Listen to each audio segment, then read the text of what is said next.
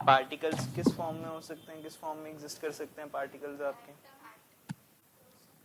Atoms and molecules, right. उसके बाद हमने क्या सीखा था कि particles of matter are always moving. उसके हमने अलग अलग एग्जांपल्स देखे थे, अलग अलग स्टेटमेंट्स देखी थी। Brownian motion was there, ink वाला एक्सपेरिमेंट जो मैंने उजाला की फॉर्म में तुम्हें बताया था, पोटेशियम परमैंगनेट का एक्सपेरिमेंट। एक सवाल ने तुमसे पूछा था कि जब मैं चीनी को पानी में डिसॉल्व करता हूँ तो चीनी गायब हो जाती है, तो चीनी कहाँ गायब होती है? It goes into the inter particle space of the matter और ऑफ वाटर। ओके, ये कुछ हमने बातें करी थी लास्ट क्लास में। एक हमने सीखा था कि रिजिडिटी क्या होती है और फ्लूइडिटी क्या होती है। तो रिजिडिटी क्या होती है या रिजिड चीज क्या होती है? जो हार्ड हार्ड होती है, मतलब आप उस हार्डनेस। पे एक फोर्स अप्लाई कर रहे हो और वो फोर्स लगने के बाद वो बेंड नहीं हो रही, अनबेंडेबल और इनफ्लेक्सिबल, तो वो रिजिड होगी। और फ्लूइड क्या होता है? Which has the tendency to flow. जैसे कि अगर मैं टेबल पे पानी को बिखरा देता हूँ तो वो अपने आप फैल के नीचे फर्श पे आ जाएगा, फ्लो कर रहा है, वो बह रहा है। ठीक है, तो ये बातें हमने लास्ट क्लास में करी थी। फिर हमने सीखा था what are the different properties of matter. जैसे एक रिवीजन कर लेते हैं फटाफट सॉलिड, लिक्विड एंड गैस के लिए। तो सॉलिड, लिक्विड, गैस में ये प्रॉपर्टीज थी राजे आपकी। शेप, सॉलिड की शेप हमेशा फिक्स होती है, लिक्विड की कोई शेप नहीं होती, वो उस कंटेनर के बॉटम सरफेस को फिल कर देता है, और गैस जो है वो पूरे पूरे के पूरे कंटेनर को फिल कर देती है। वॉल्यूम हमने सीखा था, सॉलिड की वॉल्यूम हमेशा फिक्स होगी, लिक्विड की वॉल्यूम फिक्स होगी, बट गैस की कभी भी वॉल्यूम फिक्स नहीं होती।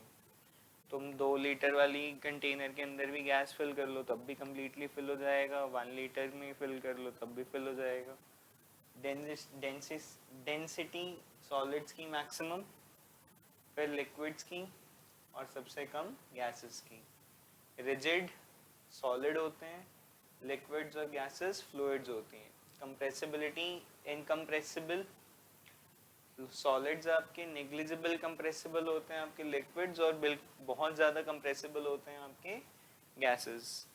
उसके बाद फोर्स ऑफ अट्रैक्शन, पार्टिकल्स आपस में बहुत क्लोजली पैक्ड हों, किसके केस में? Solids maximum force of attraction, gases minimum force of attraction, और लिक्विड्स जो हैं वो दोनों के बीच में लाया करेंगे। फिर हमने सीखा था काइनेटिक एनर्जी का समवट रिलेशन है मूवमेंट के साथ, क्योंकि सॉलिड के पार्टिकल सबसे कम मूव करते हैं इसलिए उनकी सबसे कम काइनेटिक एनर्जी होगी, लिक्विड के पार्टिकल्स की उससे ज़्यादा, और सबसे ज़्यादा होगी गैस के पार्टिकल्स की। ये हमने लास्ट क्लास में सीख लिया था। किसी को कोई डाउट यहाँ तक? नहीं? चलो एक ही क्वेश्चन लिखो हमारे पास, जैसे हमने लास्ट टाइम उसकी बात करी थी, स्पंज वाली और अपनी रबर बैंड वाली, वो लिख लो। ठीक है, मैं नहीं चाहता कि तुम्हारे पास ऐसा सवाल आ जाए और तुम पे आंसर ना हो उसका। लिखो बेटा, शाबाश।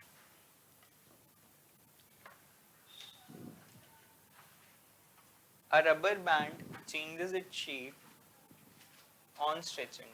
लिखो, a rubber band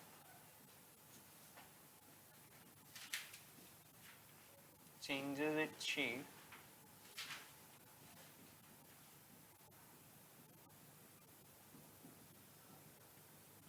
on stretching.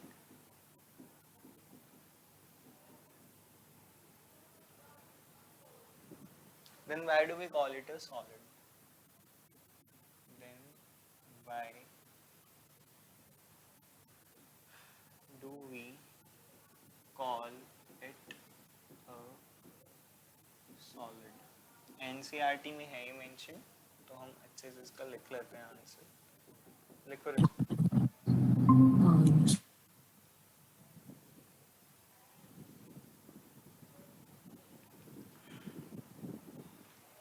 देखो, a rubber band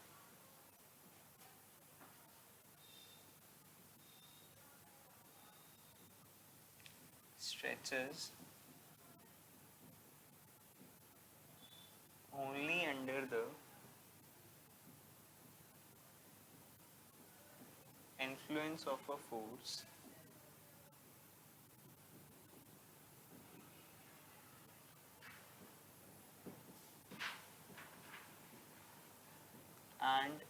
if the force is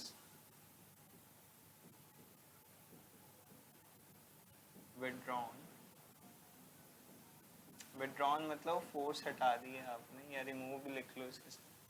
If the force is removed, it comes back to its original shape.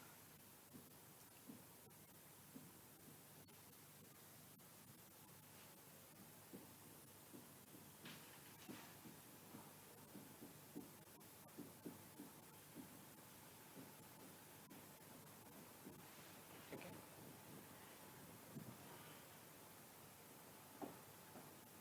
और it maintains its shape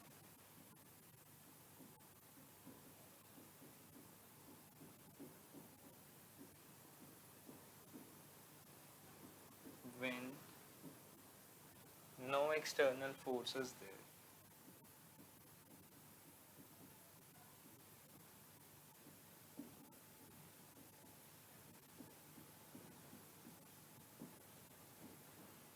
ठीक है. अब जब हमने डिस्कशन करनी है इस टॉपिक की, जब हमने किसी चीज को सॉलिड मानना है, लिक्विड मानना है, गैसियस मानना है, हम ये अज्यूम करके चल रहे हैं कि उसके ऊपर बाहर से कोई फोर्स नहीं लग रही. ऐसे तो चीनी के दाने को भी अगर मैं प्रेस करूंगा बहुत ज्यादा फोर्स के साथ तो पाउडर बन जाएगा. बट अगर वो एज इट इज रखा हुआ है, is it maintaining it shape? Yes it is. तो we can consider it as a solid. जैसे एक सवाल आ जाता है, prove that almirah is a solid. तो हम उसमें एग्जांपल लिख सकते हैं, since it has a definite shape it is a solid, since it is rigid it is a solid. अब डेफिनेट शेप का मतलब ये थोड़ी है कि अलमीरा की चेंज नहीं, शेप नहीं चेंज की जा सकती. कर सकते हैं ना अलमीरा की चेंज. कैसे करेंगे? बाहर से हथौड़े मारने शुरू कर दो तब तो होगी शेप चेंज उसकी. बट जब मैं डेफिनेशन डिस्कस कर रहा हूँ सॉलिड की, या जब मैं उसको सॉलिड प्रूव करना चाहता हूँ, मैं अज्यूम कर रहा हूँ कि उस पर कोई फोर्स नहीं लग रही. It is not under the influence of any force. तो क्या रबर बैंड के साथ भी यही होता है? हाँ, हम खींच सकते हैं उसे, but as long as you are not providing any force, is it maintaining its original shape? Yes it is, therefore it is a solid. ठीक है.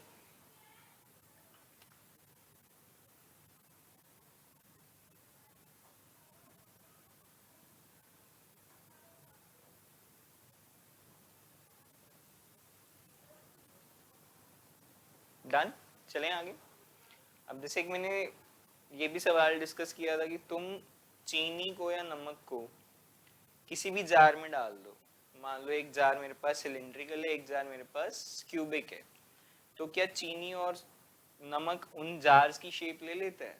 बिल्कुल ले लेता है. सर हाँ बेटा. सर लेकिन वो ऐसे तो माना नहीं जाएगा ना सर, ऐसे तो फिर सैंड भी सर. हाँ, बट उसका आंसर फिर एग्जैक्टली क्या होगा कि the individual crystal of sugar and salt, they are maintaining their originality, they are maintaining their shape. माना उसने जार की शेप ले ली, जार को फिल कर दिया, बट क्या इंडिविजुअल क्रिस्टल की शेप चेंज हुई? नहीं.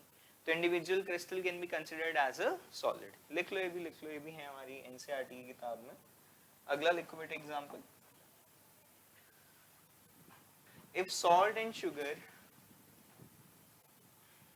are put in jars, question is if salt and sugar are जी भाभी आ गया, are put in jars of different shapes,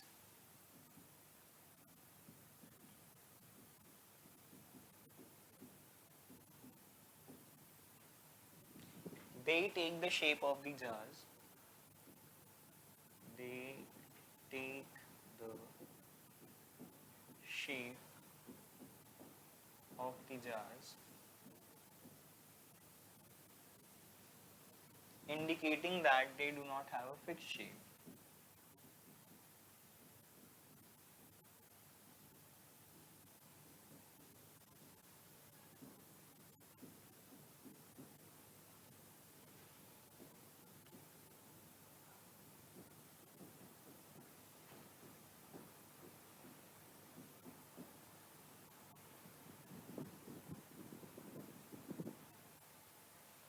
Then why do we call them? Then why do we call them as solids? ठीक है,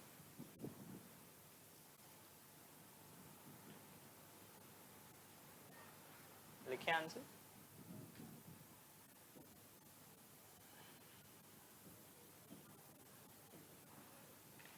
The crystals of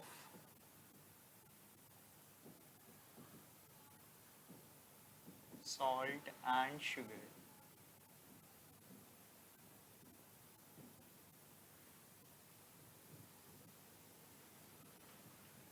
individually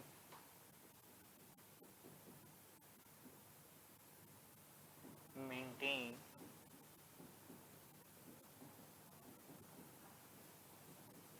their shape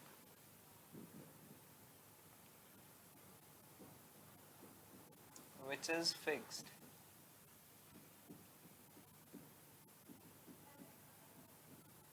and does not change with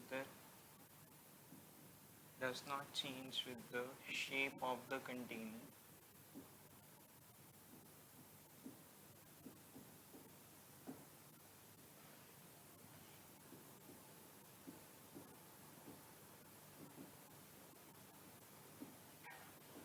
in which they are kept.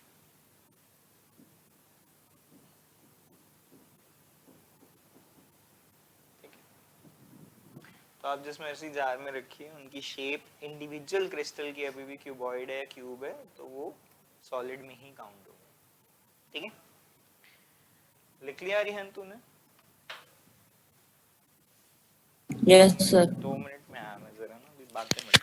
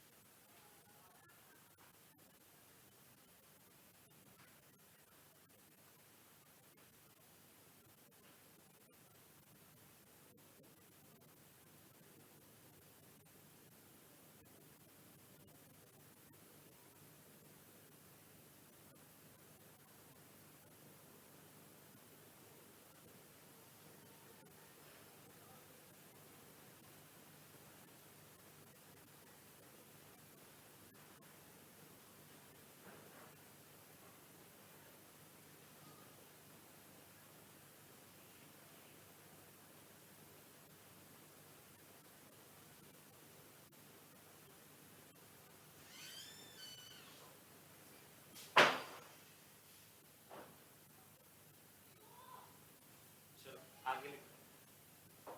Third case sponge वाला.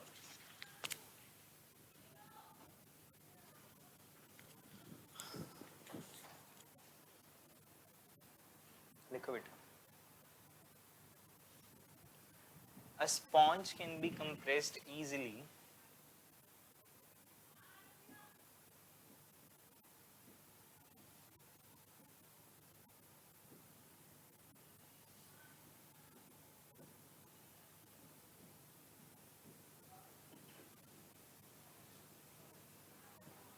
so why do we call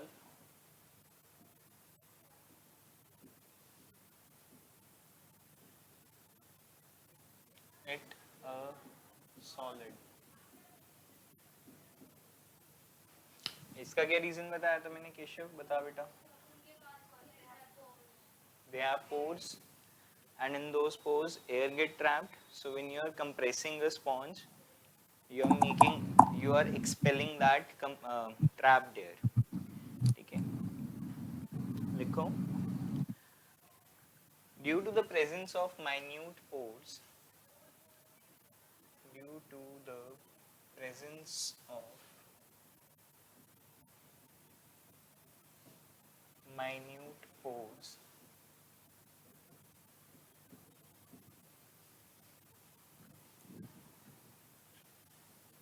in sponge,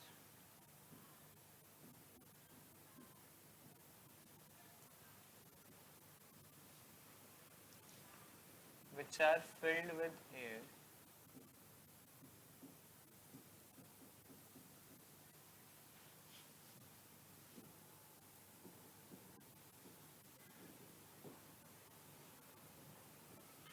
when a sponge is compressed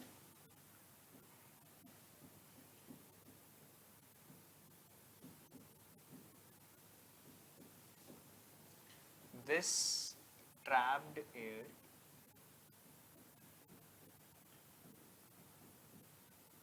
is expelled out.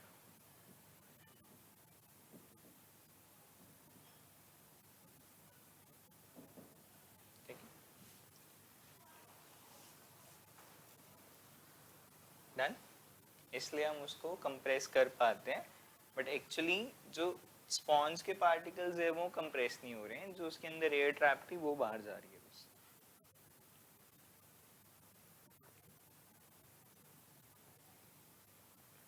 क्या बात, तो register नहीं लाई आज अपना, तो ये पीछे क्यों लिख रही है फिर? बहुत टाइम है ना वेस्ट करने को, हैं? बेचने हैं क्या नोट्स बाद में कहीं पे? फिर पूरा साल पढ़ना है यार. चलो ये तो अच्छी बात है, पढ़ना चाहिए आपको. ठीक है, हमने एक लास्ट, तुमको याद होगा क्लास में एक एक्टिविटी डिस्कस करी थी ब्रोमीन गैस पार्टिकल्स के साथ और एयर के साथ. उसको एक बार रिव्यू कर लेते हैं.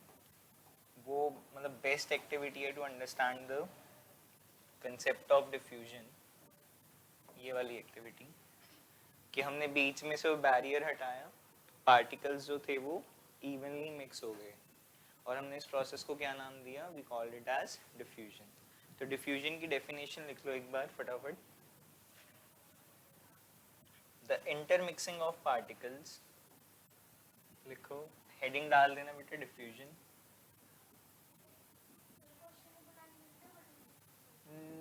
कोई ज़रूरत नहीं है, मेरे मॉड्यूल में कहीं ना कहीं मिल जाएगा. और इसमें ना डिफ्यूजन की डेफिनेशन एज नहीं आती, डिफ्यूजन की एप्लीकेशन ज़्यादा पूछी जाती है. जैसे पूरे कमरे में परफ्यूम की खुशबू कैसे फैल जाती है, आप जब मम्मी जब गरम खाना बना रही होती है तब हमें खुशबू क्यों आती है, ठंडे खाने की खुशबू क्यों नहीं आती कभी? वो एप्लीकेशन बेस्ड आता है. अगरबत्ती का धुआं पूरे कमरे में कैसे फैल जाता है. ठीक है, लिखो, the spreading and mixing of the spreading and mixing of particles with another substance. Yes, लिख लो, with the particles of another substance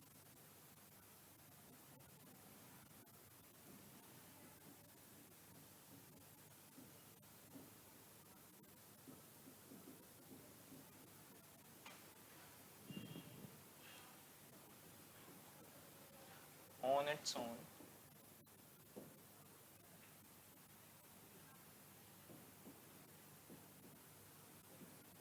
due to the motion of the particles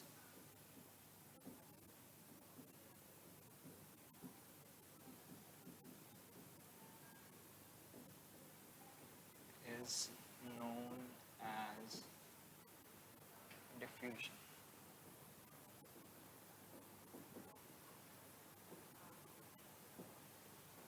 ठीक है, जल्दी बैठ जा, जल्दी दरवाजा लगा अच्छे से.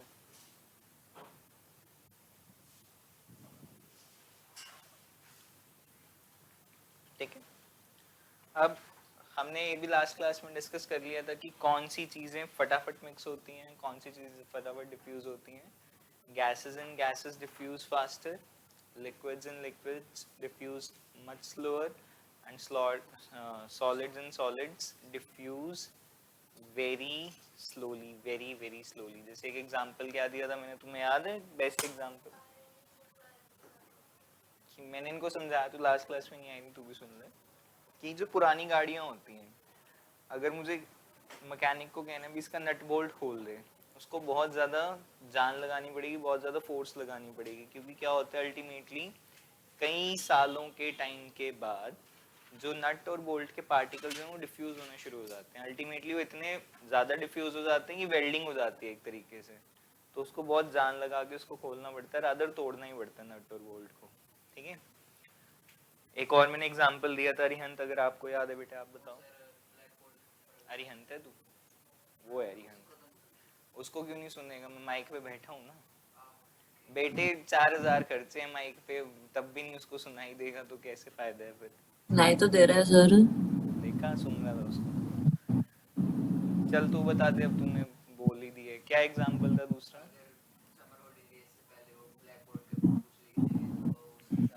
समर हॉलीडेज के बाद वो ब्लैक बोर्ड साफ करना ज़्यादा मुश्किल होगा, क्योंकि चौक के पार्टिकल्स और ब्लैक बोर्ड के पार्टिकल्स इंटरमिक्स हो गए, डिफ्यूज हो गए। ठीक है, मेरे पास आज भी एक बोर्ड पड़ा हुआ है पीछे कहीं पे, उस पर मैंने ना 3 साल पहले लिखा था मार्कर से, और वो इतना डीट हो गया कि जब तक मैं उसको थिनर से ना साफ करूँ, थिनर से मतलब अल्कोहल, जब तक उससे ना साफ करूँ साफ नहीं होने का अब।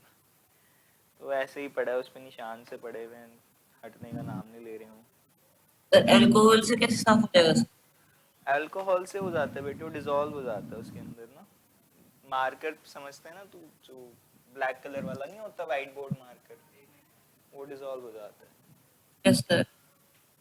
चलो लिखो अच्छे इसकी एप्लीकेशंस लिखो, डिफ्यूजन इन गैसेस, हेडिंग लिखना,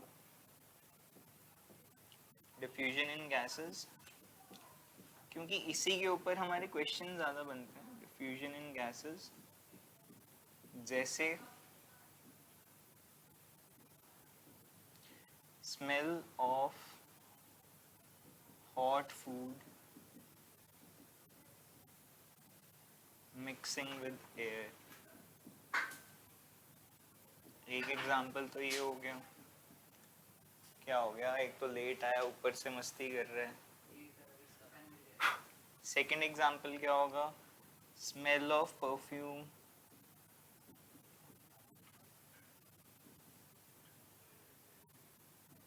मिक्सिंग विद एयर।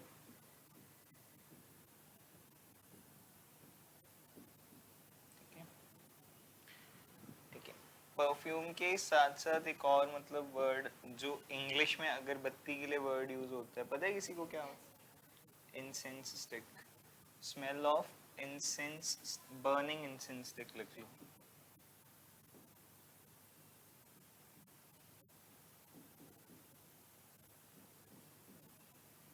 स्पेलिंग क्या होते हैं पक्का? इंसेंस स्टिक और अगरबत्ती।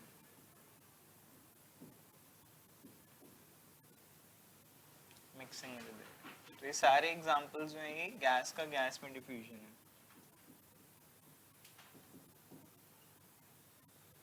ठीक है,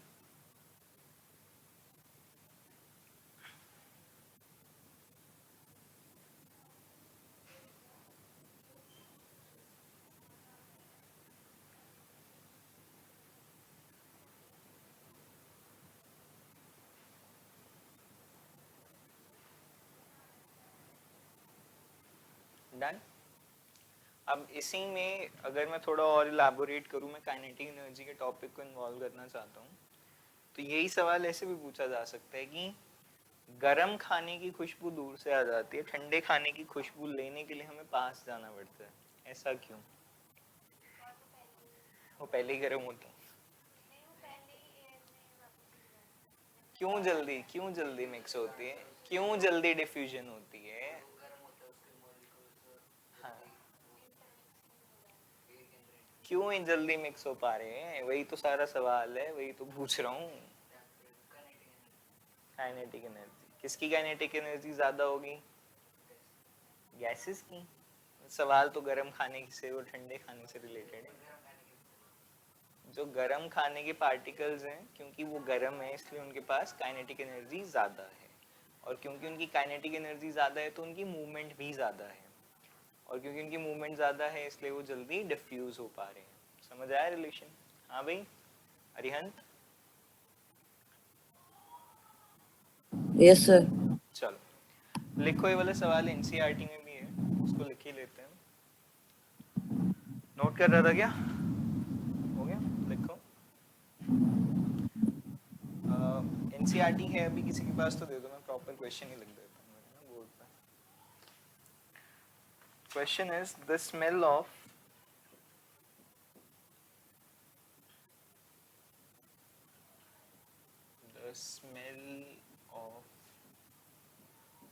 hot sizzling food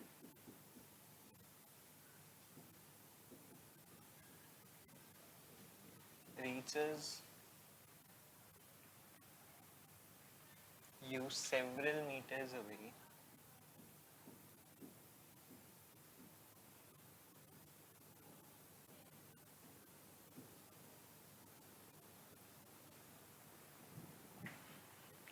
but to get the smell of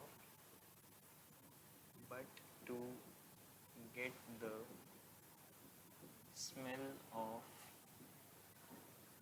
cold food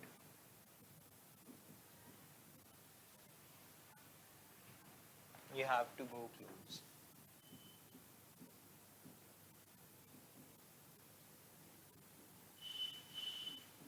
You have to go close. ठीक है, लिखो इसका answer.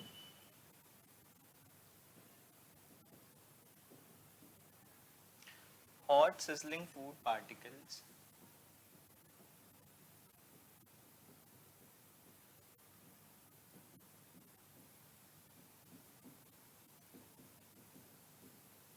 will have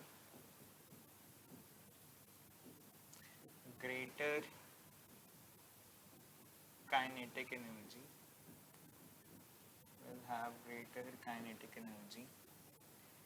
and therefore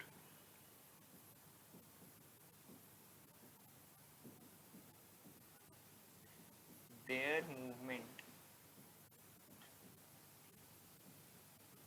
is much faster as compared to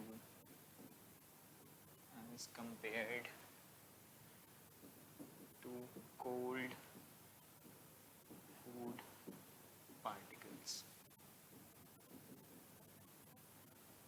ठीक है, since they are moving fast,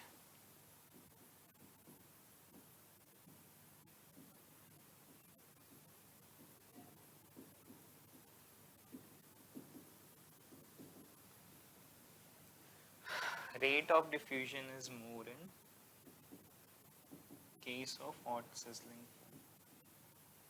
Rate of diffusion is more,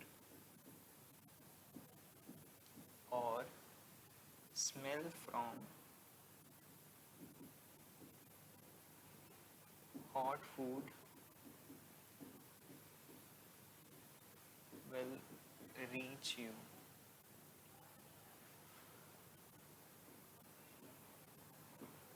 from several meters away.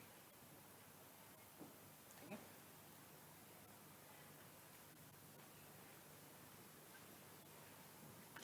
अब मैं ना तुम्हें और मतलब ये बार बार बातें नहीं लिखवा रहा, तुम भी कहोगे सर पागल हो गए हैं कि परफ्यूम की स्मेल क्यों आ जाती है। अगेन रीजन क्या आएगा, rate of diffusion is faster. अगरबत्ती की स्मेल क्यों आ रही है, again rate of diffusion is faster of gases and gases.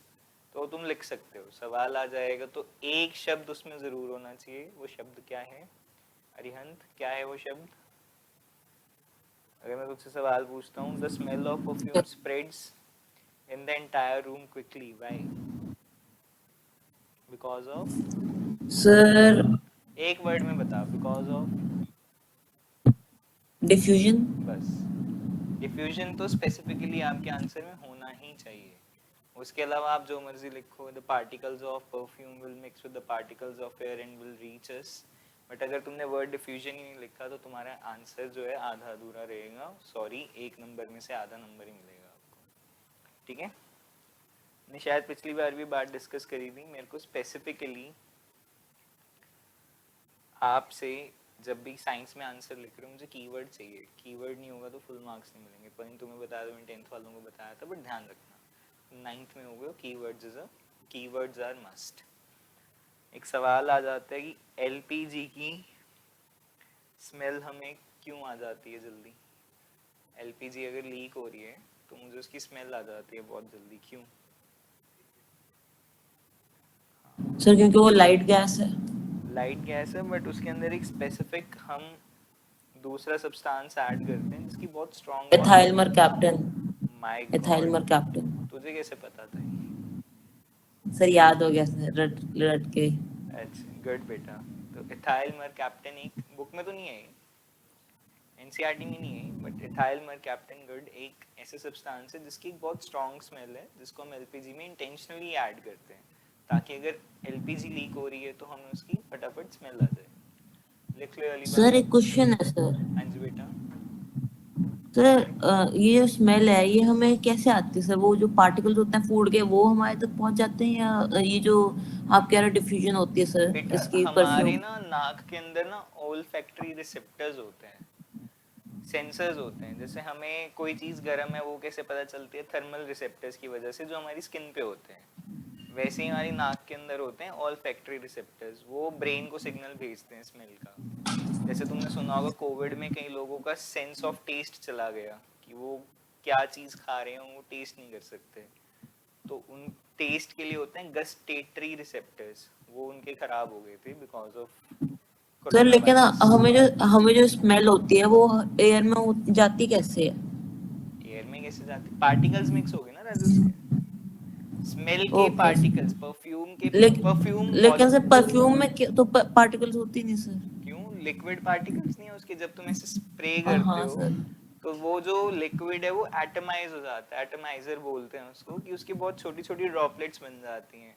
और जो परफ्यूम्स होते हैं, जो डिओड्रेंट्स होते हैं, वो अल्कोहल बेस्ड होते हैं। अल्कोहल बेस्ड इसलिए होते हैं बिकॉज अल्कोहल इज वॉलेटाइल, जो उसमें एडेड होता है। वॉलेटाइल मतलब इसके वेपर्स जल्दी बन जाते हैं, तो वेपर बन गए तो एयर में आ गए वो पार्टिकल्स। चलो लिखो राजेश इसके बारे में। The leakage of cooking gas, वैसे स्पेशल नोट बना के लिख लो।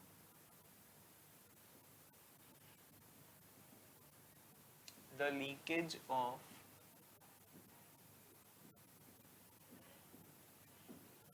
cooking gas, that is your LPG,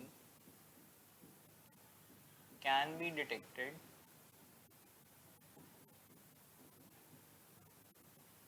because of the presence of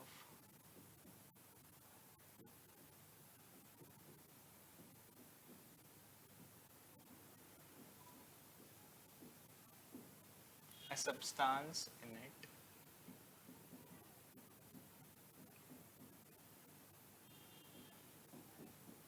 called ethyl mercaptan.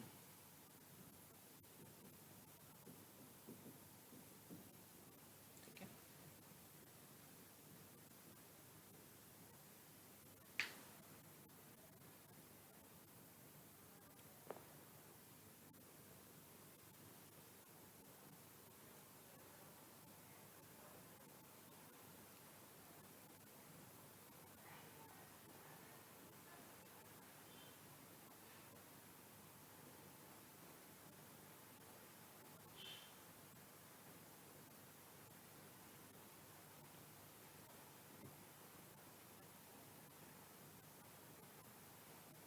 Done?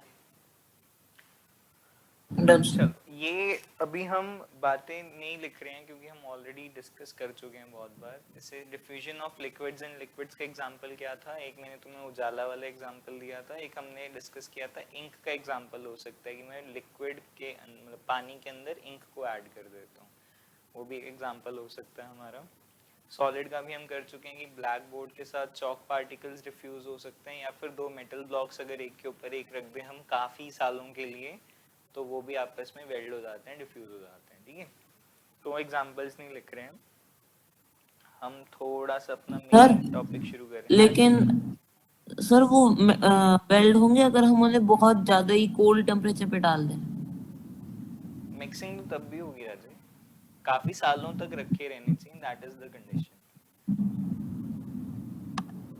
ठीक है सर लेकिन अगर बहुत ज्यादा कोल्ड होंगे तो वेल्ड वर्ड जो मैंने यूज किया है, वेल्ड वर्ड का मतलब, अच्छा आप कह रहे हो कि अब अगर हम उसको ठंडा कर देंगे तो उनकी मूवमेंट फ्रीज हो जाएगी। यस। अच्छा, ये तो सोचना पड़ेगा यार, इस पे मैं अभी कुछ कमेंट नहीं कर सकता। क्वेश्चन अच्छा, क्वेश्चन समझ आया तुम्हें इसका?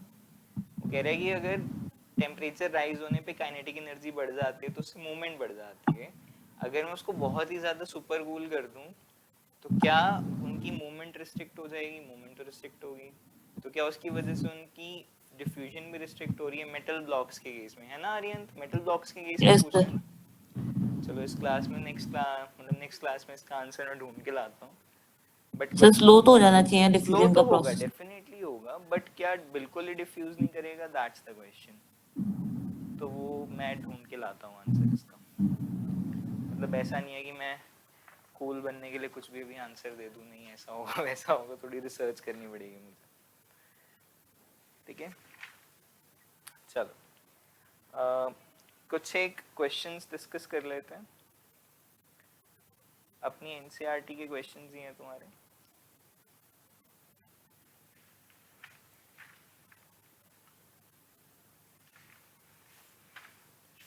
एनसीईआरटी है सबके पास? तेरे पास है एनसीईआरटी बेटा? सर देखता नहीं है? देखता हूँ सर, शायद तो पड़ी मैं थी क्वेश्चन लिख सर। देता हूँ तुम्हारे लिए बोर्ड पे, तुम कॉपी कर लेना। ओके। एक तो हमने ऑलरेडी लिख ही लिया, ये तुम्हारा ये वाला क्वेश्चन एनसीईआरटी का ही था बेटा, the smell of hot sizzling food वाला। एक और लिखो चलो इसके बाद। ये भी क्वेश्चन ऑलरेडी हमारा आ चुका है, बता the characteristics of the particles of matter. ये हमने डिस्कस कर लिया, 4 पॉइंट्स थे उसके। उसके बाद आ गया diver is able to cut through the water in a swimming pool, which property of matter does this observation show? Have space between, good. तो ये वाला भी रहने दो, ऐसे ही आता ही है तुमको आंसर इसका। आगे देखो,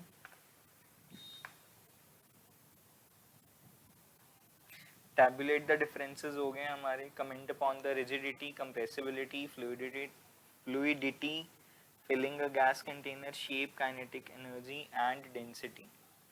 कमेंट ये वाला लिख लेते हैं क्वेश्चन, लिखो चलो हेडिंग।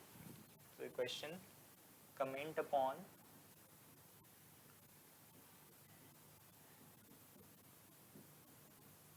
Number 1 rigidity.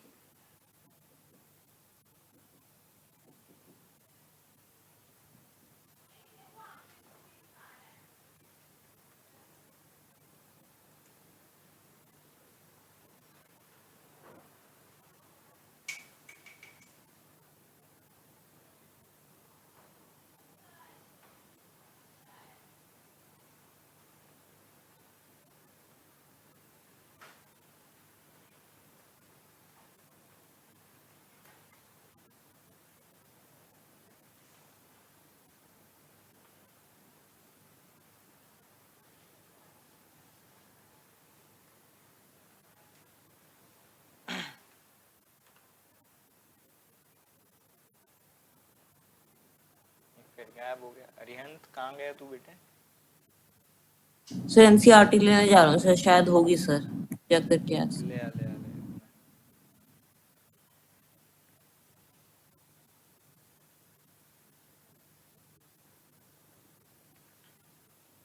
ऐसा करो, डाइवर वाला क्वेश्चन भी लिख लेना, उसमें एक एडिशनल पॉइंट और लिखवाना है मैंने ना। इस पे देखो पहले कमेंट करता है।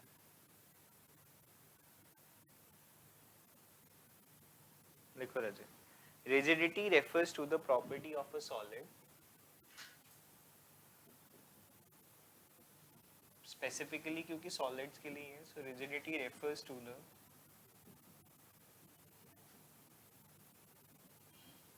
property of solids to resist a change in its shape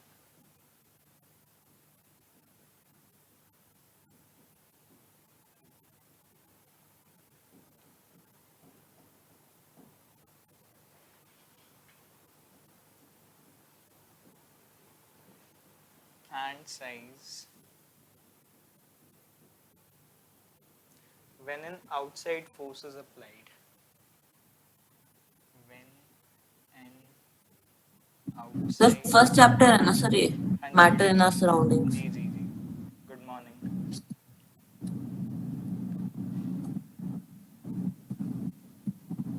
तुम्हारे टेस्ट रेज्यूमे मैं कल कर दूंगा चेक, कल ले लेना अपना टेस्ट, ठीक है? Okay sir.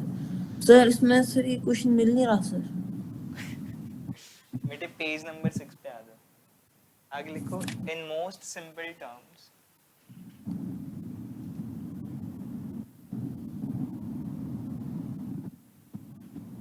ओके सर, मिल गया sir. Congratulations. Rigidity thank you sir. means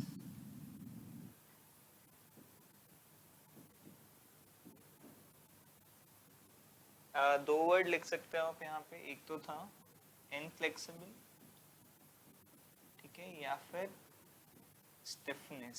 stiff भी वही चीज होती है जो इजीली बेंड नहीं होती, ठीक है।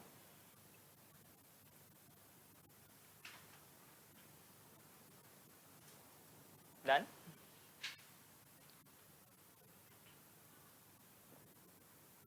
क्यों होते होंगे सॉलिड्स रिजिड? रिजिड का मतलब यही हुआ ना कि सर हमने क्योंकि उस पे उनकी फोर्स फोर्स ऑफ लगाई। अट्रैक्शन। हाँ वेरी गुड। इसका मतलब यही हुआ ना कि हम उस पे फोर्स लगा रहे हैं बट उनकी शेप चेंज नहीं हो रही है easily.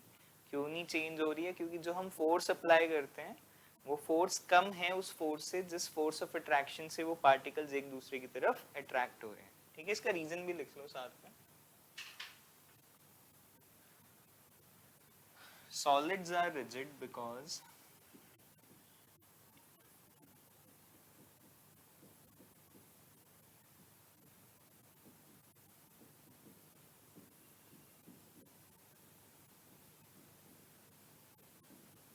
the particles of solid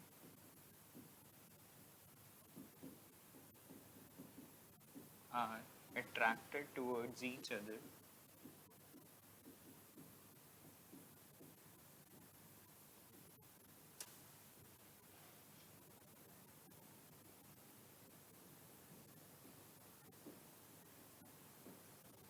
with a greater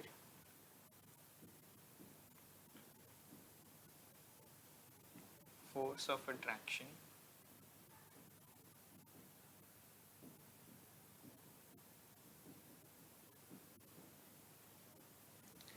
ठीक है।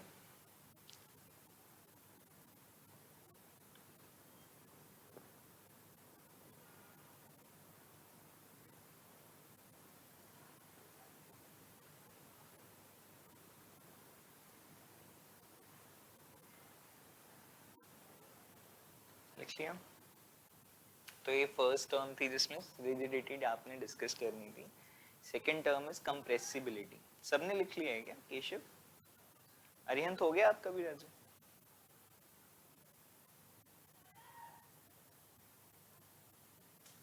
हो गया सर। नेक्स्ट हेडिंग लिखो कंप्रेसिबिलिटी।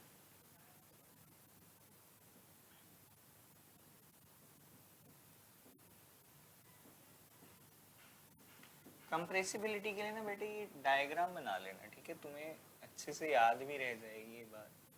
एक कंटेनर था, इस कंटेनर के अंदर ये मैंने पिस्टन ड्रॉ कर दिया, ठीक है, और यहाँ पे कहीं पे मेरे गैस के पार्टिकल्स हैं,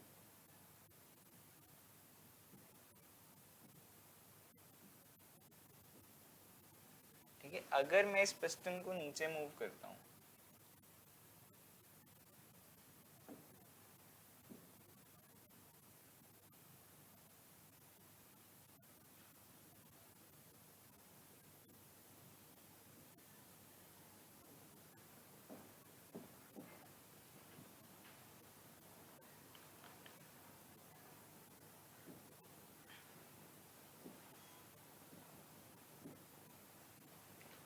तो कुछ शेप ऐसे हो जाएगी।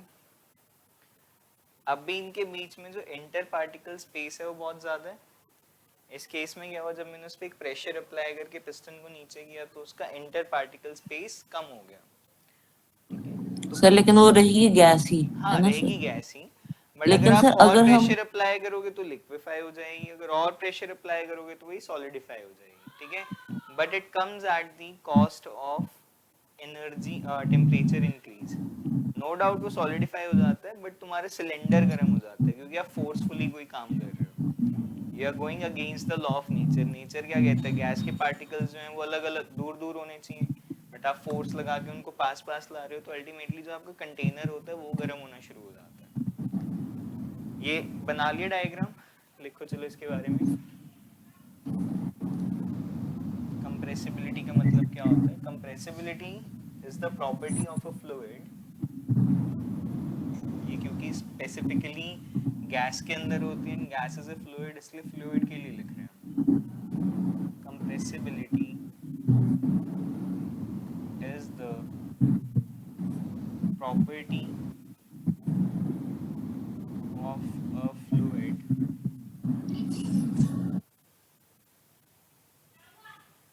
due to which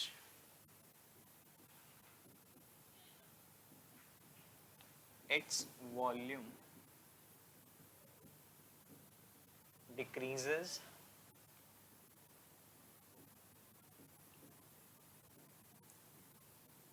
on application of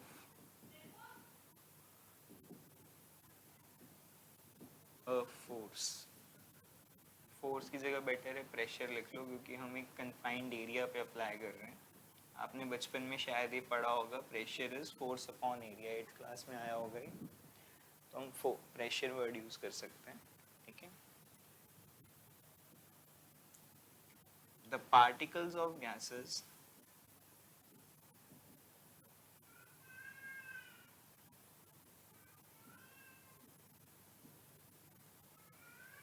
have large interparticle space between them and on application of pressure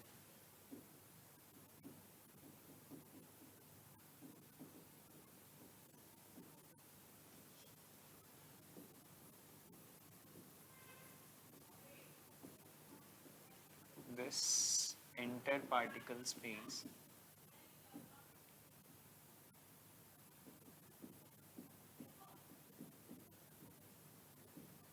decreases, ठीक है। और अगर वो इंटरपार्टिकल स्पेस कम हो रहा है, इसका मतलब अल्टीमेटली उसकी वॉल्यूम कम हो रही है।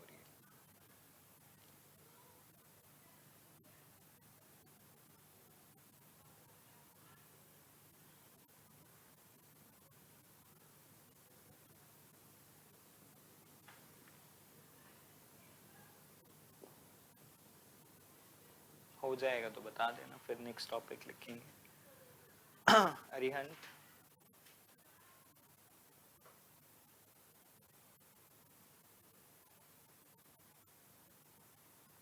टी शर्ट नहीं पहन के आते थे?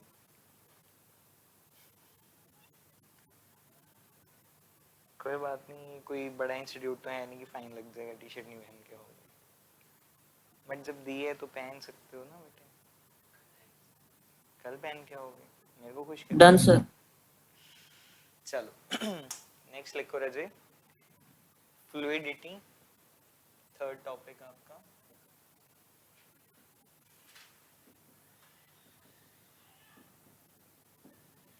Fluidity again, it is the property of fluids in which the particles they easily move away from each other। जैसे अगरबत्ती का भी हम एग्जांपल लेते हैं कि हमने यहाँ जलाई और पार्टिकल्स एक दूसरे से दूर जाने शुरू हो गए। रीजन गेस कर सकते हो फ्लूइडिटी का क्या होगा? अगरबत्ती वाला ही एग्जांपल माइंड में रखें।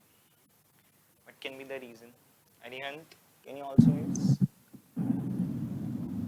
Sir diffusion kind of sir. Diffusion तो हो ही रही है, वो तो ये है कि डिफ्यूजन ऑफ पार्टिकल्स ऑफ अगरबत्ती with the particles of air. नहीं, मैं सिर्फ ये पूछना चाह रहा हूँ कि फ्लूइड फ्लो क्यों कर रहा है, क्यों उसके पार्टिकल्स क्योंकि उनकी फोर्सेस ऑफ अट्रैक्शन बहुत कम है। वेरी गुड, क्योंकि गैसेस या गैस पार्टिकल्स की फोर्स ऑफ अट्रैक्शन एक दूसरे के लिए कम है, इसलिए उनकी टेंडेंसी ये है कि जहां उनको खुली स्पेस मिली उनका इंटर पार्टिकल स्पेस और ज़्यादा बढ़ना शुरू हो जाएगा, क्योंकि इनकी फोर्स ऑफ अट्रैक्शन एक दूसरे के लिए वीक है। ठीक है, लिखो चलो। The property of flowing easily is called fluidity. The property of flowing easily is called fluidity. Okay. Gases and liquids exhibit this property.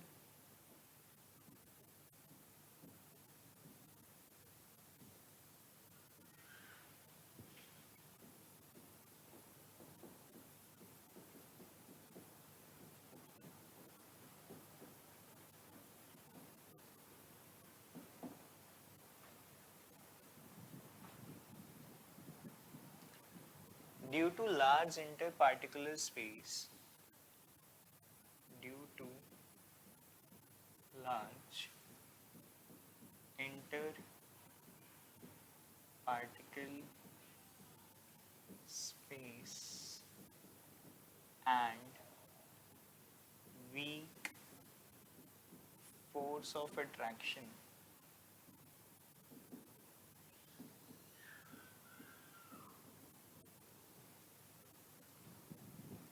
gases and liquids have a tendency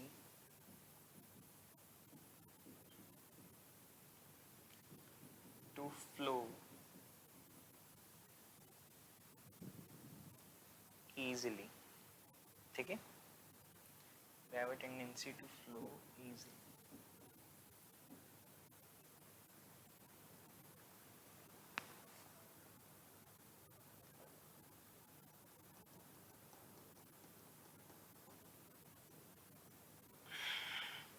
done. अच्छा, क्या मैं same reason Yes, sir. Use कर सकता हूँ इस बात के लिए कि अगर मैं किसी कंटेनर के अंदर गैस भरता हूँ तो वो गैस फटाफट उस कंटेनर को फिल कर देते हैं मतलब पूरी की पूरी जगह स्प्रेड हो जाती है। क्या सेम रीजन यूज कर सकते हैं?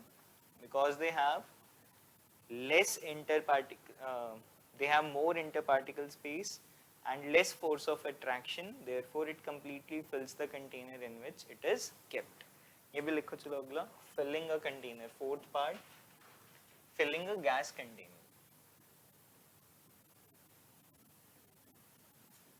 Filling a gas container.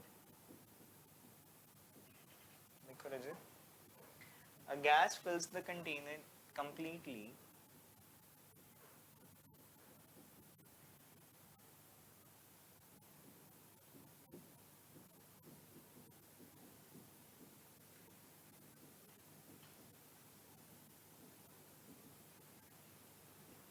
because of large interparticle space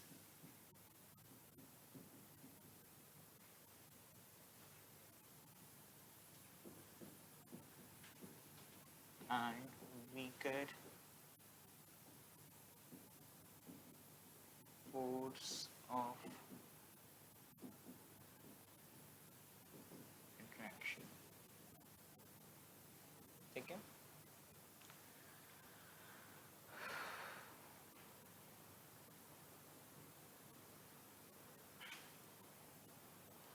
इसके साथ ही काइनेटिक एनर्जी वाला पॉइंट भी लिख लो. Due to higher kinetic energy, due to higher kinetic energy,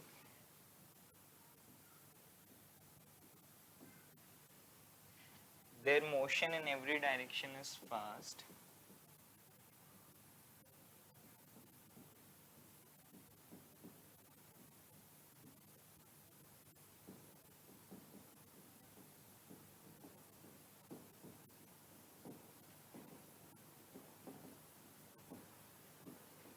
once they completely fill the container. ओए क्या स्पेलिंग लिखे हैं? Completely fill the container.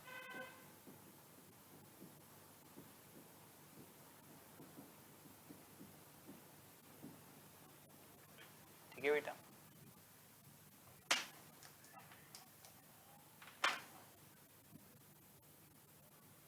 Done? 2 रह गए हैं बस. अगला है, बचपन से पढ़ते आ रहे हैं, शेप. शेप का मतलब क्या है? आउटलाइन. अच्छा, शर्म आती है जवाब देते हुए. केमिस्ट्री के पॉइंट ऑफ व्यू से बता.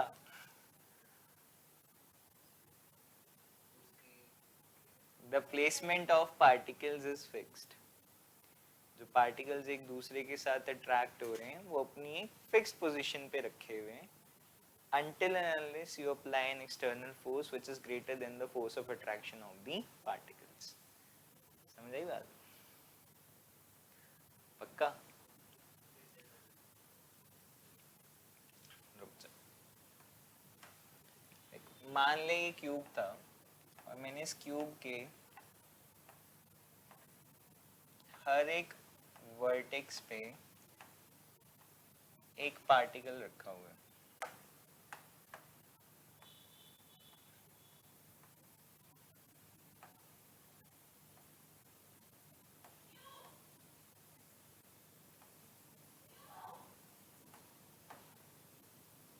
ये ना वैसे बड़ी क्लासेस में तुम सीखते हो कि पार्टिकल्स जो होते हैं वो एक दूसरे के साथ एक फिक्स पोजीशन पे रखे होते हैं. जैसे डायमंड का केस हो गया, उसको हार्डेस्ट सब्सटेंस क्यों माना जाता है? क्योंकि आप उस पर बाहर से जितनी मर्जी फोर्स लगा दो वो इजीली टूटता नहीं है. तो मान लो ये चलो डायमंड की पार्टिकल्स थे, इनकी एक फिक्स्ड पोजीशन थी स्ट्रक्चर के अंदर. मैं नहीं कह रहा कि एग्जैक्ट ये स्ट्रक्चर होता है, एग्जांपल मान के चलो कि ये स्ट्रक्चर है. मैं क्या कर रहा हूँ, मैं बाहर से फोर्स लगा रहा हूँ कि ये वाला एटम अपनी जगह से खिसक जाए, ये वाला पार्टिकल अपनी जगह से खिसक जाए, पर वो नहीं खिसक रहा, वो अभी भी वहीं रखा हुआ है. तो मैं बोल सकता हूँ कि इसकी शेप फिक्स होगी क्योंकि इसके पार्टिकल्स की पोजीशन फिक्स हो गई है. मैं फोर्स लगाने पर भी उस पार्टिकल की शेप, उस पार्टिकल की पोजीशन को चेंज नहीं कर पा रहा हूँ. ठीक है? बट गैसेस के केस में क्या होता है, ये फोर्स ऑफ अट्रैक्शन वीक होती है. या आप बाहर से फोर्स लगाओ और वो अपनी पोजीशन चेंज कर देगा, इसलिए उनकी कोई भी फिक्स शेप नहीं होती. ठीक है? 2 मिनट रुकना, कॉल आ रहा है एक.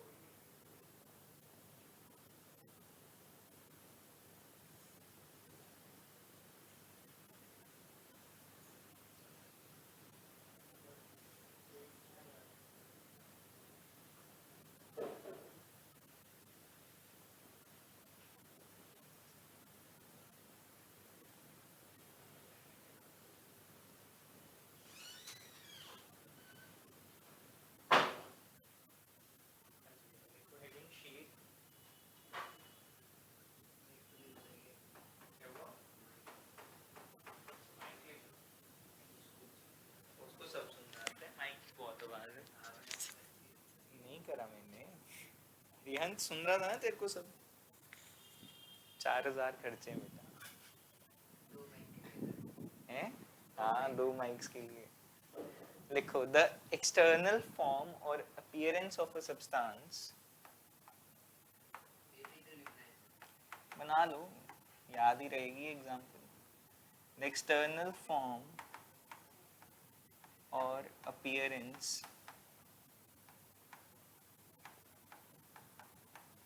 of a substance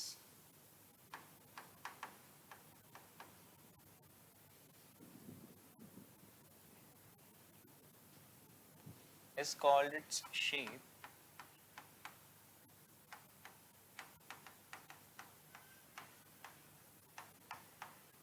okay solids have a fixed shape इसी के साथ लिखना solids have fixed shape as they are closely packed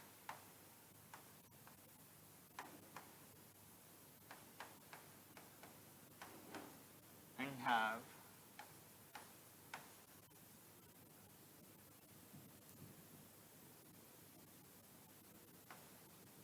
strong force of attraction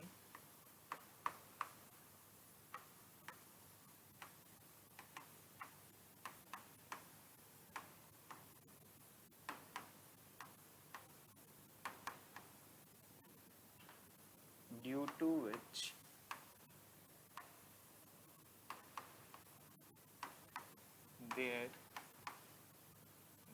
due to which the position of the particles is fixed.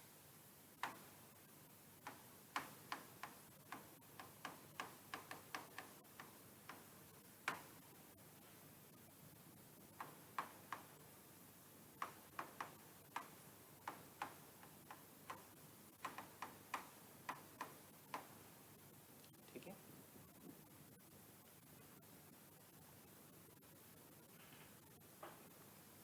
याद रह जाएगी ये बात वही माइंड में रखना कि इस पार्टिकल की अगर मुझे पोजीशन चेंज करनी है मुझे इस पे ज़्यादा फोर्स लगानी पड़ेगी which should be more than the force of attraction between the particles.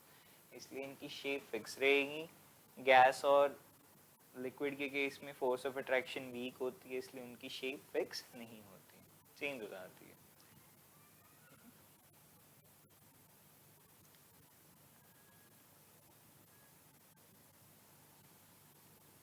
Done sir.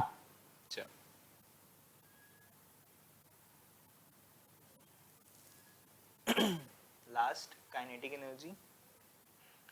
उसके बाद थोड़ी कन्वर्जन शुरू कर देंगे आज ना. कन्वर्जन ऑफ टेम्परेचर्स अच्छा टॉपिक है, एमसीक्यूज आ जाते हैं इसमें से. हो गया, लिख लिया सबने? चलो नेक्स्ट लिखो लास्ट काइनेटिक एनर्जी. इसके लिए पहले शॉर्ट नोट्स बना लेना. कौन सा था रजे? 7th है 6th है? कौन सा शेप? शेप 5th था, kinetic energy 6th.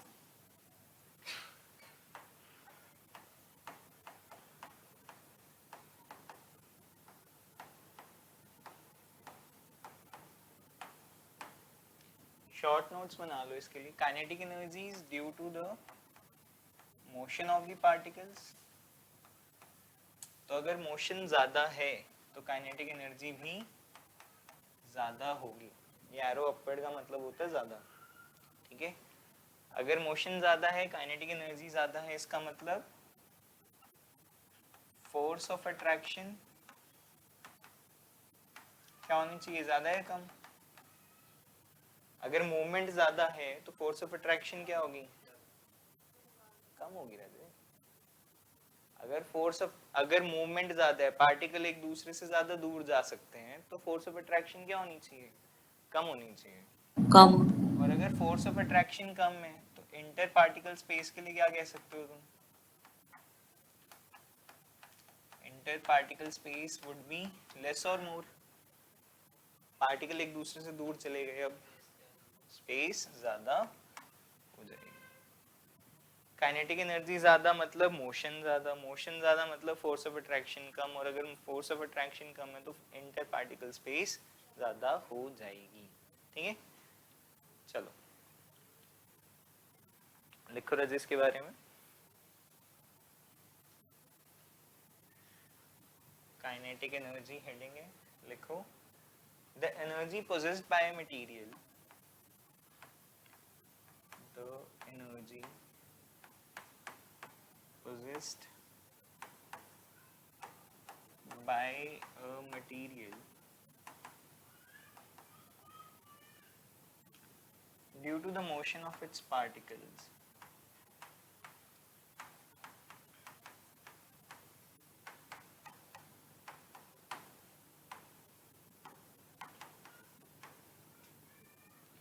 relative motion of its particles is called kinetic energy.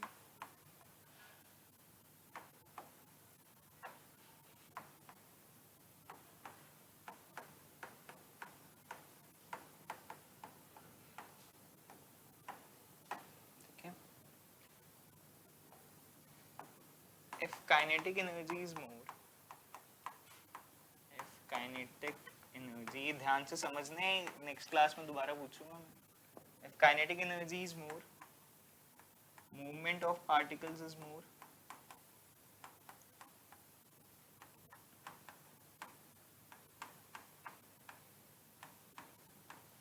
or the force of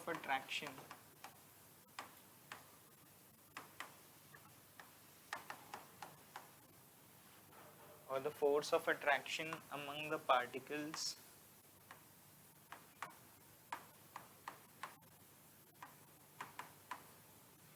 is less, and hence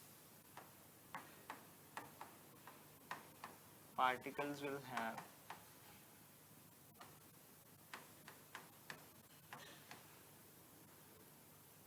large interparticle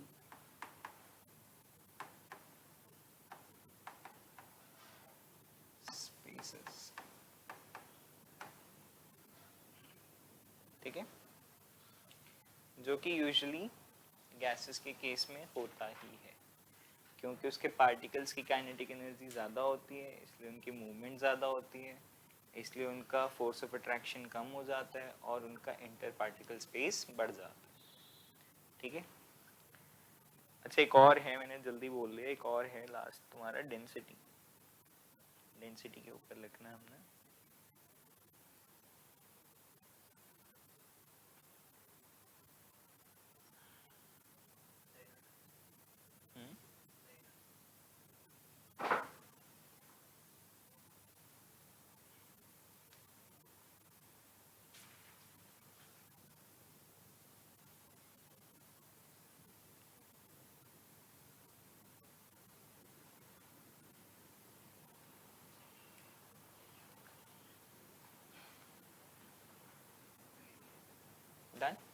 done sir.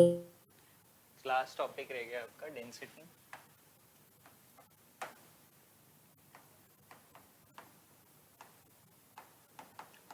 Density का किसी को फॉर्मूला पता है बाय एनी चांस? बचपन में सीखा हो किसी ने 8th क्लास में डेंसिटी का formula? kg by volume. kg is not the mass right by word, volume. mass by mass by volume. volume. mass by volume. kg by meter 3. but mass by volume को भी कैसे define करूं? kg. मैं कब बोलता हूँ कि कोई चीज ज्यादा डेंस है और कोई चीज कम डेंस है, इसका मतलब क्या होता है? सर उसमें जो पार्टिकल्स हैं सर वो डिस्टेंस पे जाता है, मतलब सर सपोजिंग इतना सा एरिया सर, इंडिया से सपोजिंग इंडिया में पॉपुलेशन चाहे कम है सर लेकिन डेंसिटी ज्यादा है. एरिया वर्ड गलत है, वॉल्यूम की रिस्पेक्ट में 3D शेप में बात करो. उसका एग्जांपल खत्म होने दे पहले. हाँ, इंडिया में सर जैसे इंडिया में सर स्पेस कम है सर लेकिन लोग ज्यादा हैं, लेकिन इसकी ओवरऑल पॉपुलेशन कम है चाइना से. अब चाइना में से पॉपुलेशन थोड़ी चाइना से ज्यादा ज्यादा है. है बेटे. किसने कहा कम है? कर दिया सरपास इंडिया ने चाइना को, होगा सर, पीछे छोड़ लेकिन दिया. सर चाइना में सर पहले के डेटा के हिसाब से चल रहा सर, चाइना में पॉपुलेशन ज्यादा सर लेकिन उसमें पॉपुलेशन डेंसिटी कम है वहाँ पे. क्योंकि एरिया ज्यादा है उनका है. ऐसे समझो. अच्छा चलो मैं तुमको बताता हूँ. जो पूरा कनाडा है ना, कनाडा बहुत बड़ा है, वहाँ पे रहने वाले लोग बहुत कम है. ठीक है, तो एरिया ज्यादा हो गया, लोग कम हो गए, तो वहाँ कम डेंस होगा ज्यादा डेंस होगा? कम डेंस होगा. इंडिया में उल्टा चल रहा है, इंडिया में एरिया कम है पर लोग बहुत ज्यादा हैं, तो इंडिया बोलते हैं हाईली पॉपुलेटेड है, डेंस है. तो मैंने क्या किया, मैंने वॉल्यूम फिक्स कर दिया. जब तुम बोलते हो ना डेंसिटी इज केजी पर मीटर क्यूब तुमने फिक्स कर दिया. मतलब तुम एक कंटेनर इमेजिन करो 3D में. इमेजिन क्या करना है, हम पे है टूल, हम बना देते हैं अभी. जैसे ये वाला एक कंटेनर मैंने फिक्स कर लिया अपना. ठीक है, अब कंटेनर ही तो हुआ ना, 1 बाय 1 का क्यूब, तभी तो 1 मीटर क्यूब आएगी इसकी वॉल्यूम। ये भी 1 मीटर फिक्स कर दिया, ये हाइट भी मैंने 1 मीटर फिक्स कर दी, और ये ब्रेड पे मैंने 1 मीटर फिक्स कर दी। ठीक है, अब मैं क्या कर रहा हूँ, मैं इसमें थोड़े से पार्टिकल भर देता हूँ, तो तुम्हारी नजरों में क्या होगा, will it be highly dense और लेस डेंस? लेस डेंस, थोड़े पार्टिकल भरे हैं, है ना। अब मैं इसमें और पार्टिकल भर देता हूँ थोड़े, अब मैं इसमें थोड़े और पार्टिकल्स भर देता हूँ कि पार्टिकल्स की आपस में टक्कर ही होनी शुरू हो जाए। भाभी प्लीज, रिकॉर्ड हो रहा है लेक्चर।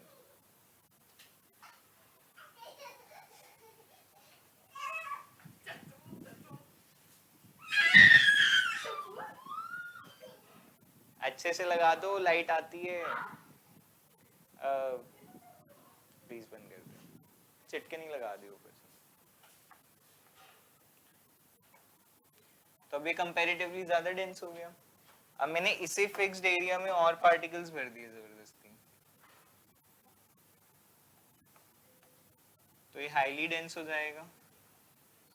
तो सॉलिड्स के केस में क्या होता है कि कम एरिया में बहुत ज्यादा पार्टिकल्स होते हैं। जैसे तुम बचपन से डायग्राम ड्रॉ करते आ रहे होंगे, वो 2D में बनाते हो, तुम ऐसे दिखा देते हो ना क्लोजली पैक्ड, वो 2D में नहीं होता एक्चुअली, वो 3D में होती हैं सारी चीजें। तो तुम बोल देते हो इट इज हाईली डेंस्ड। ठीक है, ये सॉलिड्स का केस हो गया। लिक्विड के केस में थोड़ा गैप बढ़ जाएगा इनका। ओए, गैस बोला नहीं, गैस ही लिख दिया। ये लिक्विड्स का केस हो गया जैसे। और गैस के केस में क्या होगा, गैप बहुत ही ज्यादा हो जाएगा, या फिर नंबर ऑफ पार्टिकल्स उस कन्फाइंड स्पेस में कम होते जाएंगे। तो डेंसिटी का मतलब इन जनरल क्या होता है कि मैं कितने पार्टिकल्स एक फिक्स स्पेस में रख सकता हूँ। डेफिनेशन के हिसाब से वो स्पेस कितना होता है, 1 meter by 1 meter by 1 meter का। ठीक है, लेकिन कितने पार्टिकल्स में उसमें फिल कर रहा हूँ वो डिटरमाइन करेंगे उसकी डेंसिटी। अगर बहुत ज्यादा पार्टिकल्स हैं तो हाईली डेंस है, बहुत कम पार्टिकल्स हैं तो लेस डेंस है। लिखो पहले तो इसका फॉर्मूला ही लिख लो, it is mass by volume. तो आप लिख सकते हो density is defined as the mass per unit volume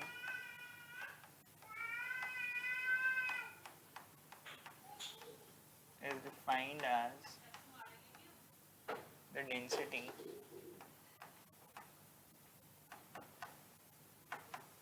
of a substance.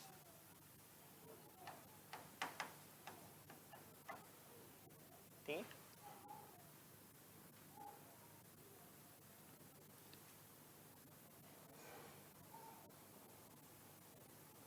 लिख लोगे तो ये वाला ड्रॉ कर लेना। ठीक है, ये तीनों पॉइंट्स जो है इसको ड्रॉ कर लेना। ये समझाने का तात्पर्य सिर्फ इतना था कि हम हमेशा फोटो ही 2D में देखते आए हैं, वो तभी तुम वर्ड एरिया यूज कर लेते हो कि एक कन्फाइंड एरिया में कितने लोग हैं या कितने पार्टिकल्स हैं।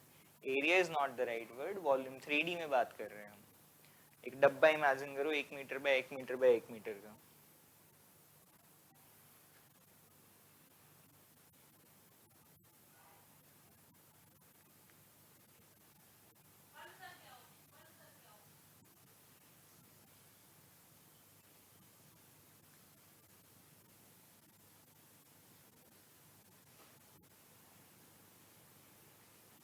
कर लिया सबने? लिखें अगली डेफिनेशन, लिख लो। इसी ड्रॉ कर ली, ड्रॉ तो नहीं किए तुमने अभी? अच्छा, इसके साथ ऐसे लिख लो, the particles are closely packed in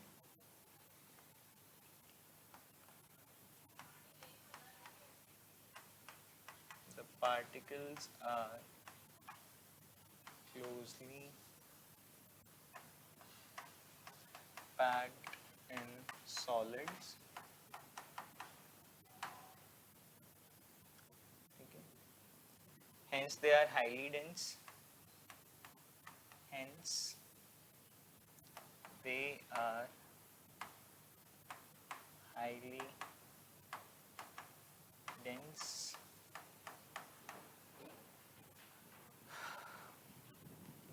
Liquids have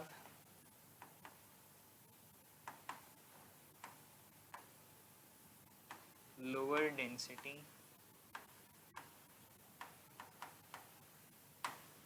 than solids,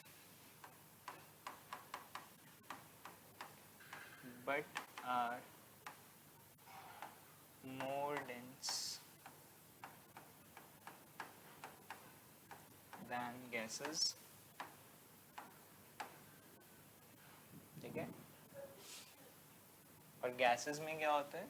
Gases have, gases are less dense, least dense लिख लो, are least dense as particles are very far from each other.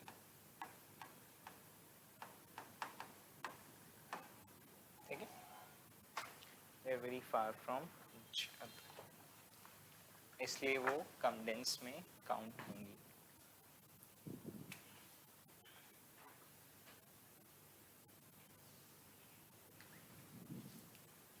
ये कुछ टॉपिक्स थे आपके. मैं कुछ आंसर्स तुम्हें नहीं लिखवा रहा हूँ, इंटेंशनली लिखवा रहा हूँ क्योंकि हम ऑलरेडी उसको नोट्स में लिख चुके हैं. क्वेश्चन पढ़ देता हूँ मैं. A gas fills completely the vessel in which it is kept. Why so? क्यों पूरे वेसल को भर देती है? अभी लिखे हमने gas fills the vessel completely.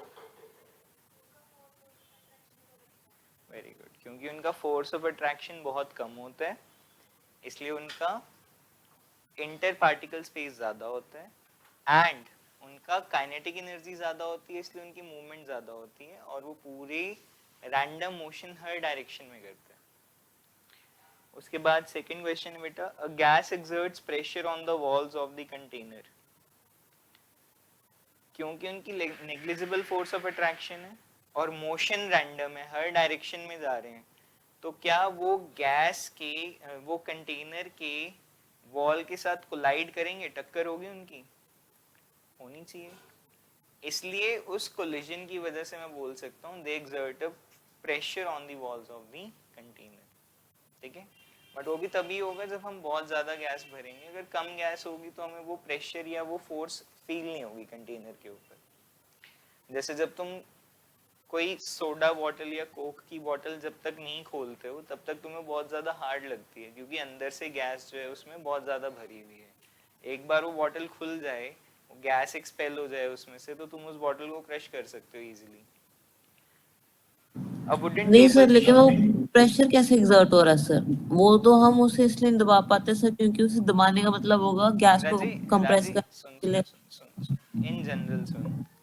क्योंकि गैस के पार्टिकल्स मूव कर रहे हैं इन रैंडम डायरेक्शन, तो वो मूव करते करते वॉल ऑफ द कंटेनर के साथ भी इंटरैक्ट करेंगे.